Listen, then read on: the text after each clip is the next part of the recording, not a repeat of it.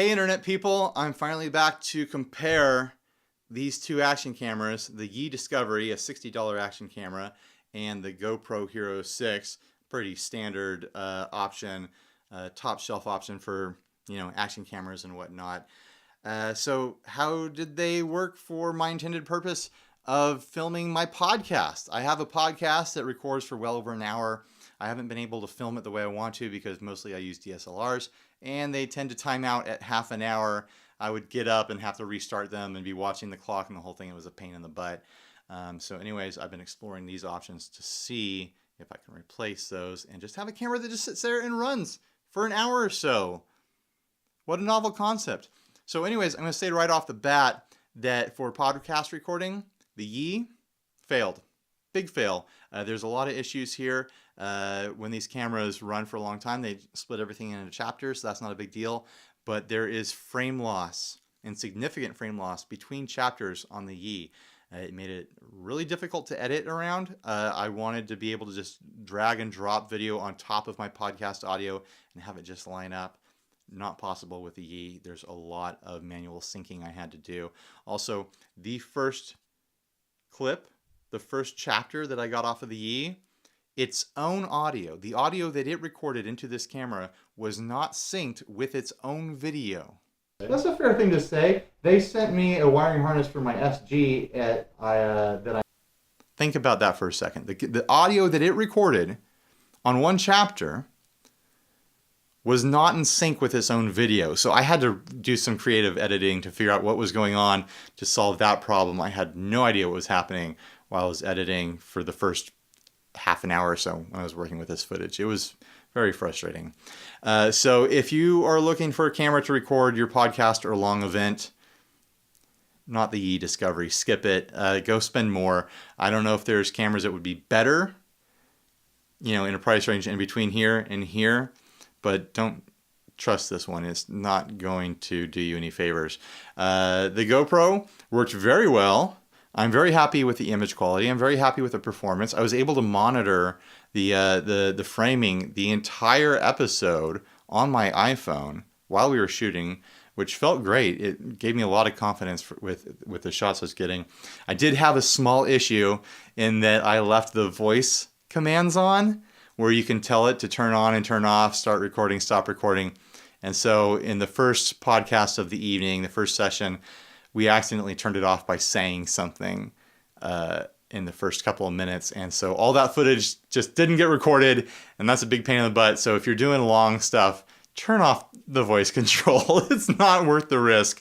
But then we were able to use it for the second episode of the session, and it worked beautifully. Really like the footage, really like the framing. There's 3 different framing options, a super wide, a regular wide, and then I forget what it's called, but it's a tighter shot. We were using the regular wide to be comparable to the Yi, and it worked out just fine. I think in the future, when I'm not using the Yi, I'm going to be using the tighter shot on this because it's a little bit more natural and looks a little bit better, I think. You get a little bit more pixels of the hosts in frame versus the background in frame.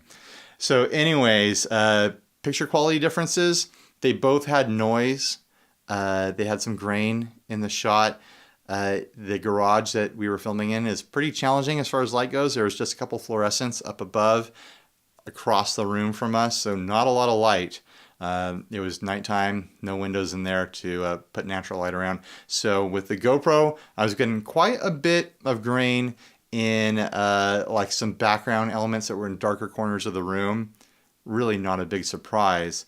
But in those areas, the Yi outperformed the GoPro, didn't have as much grain. The grain wasn't as heavy in those darker corners of the room, but the grain on our skin tones and our faces was a lot more extreme than the grain on our faces from the GoPro.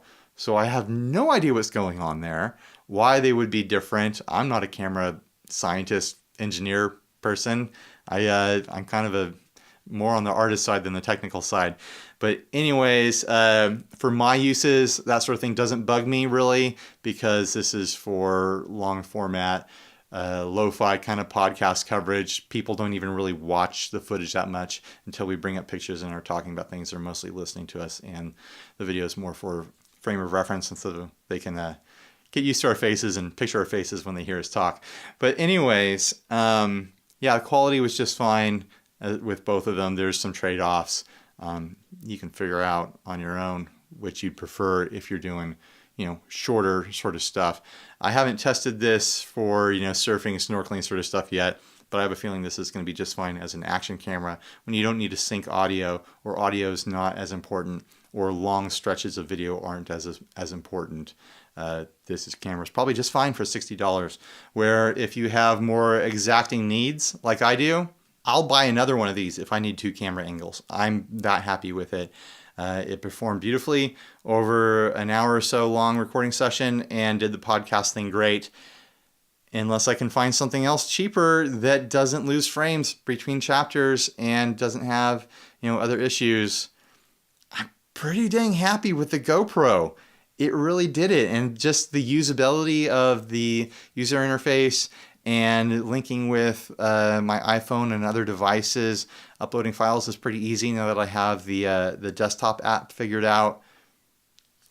I think this guy's a winner. I think this counts as a professional tool in my quiver of cameras.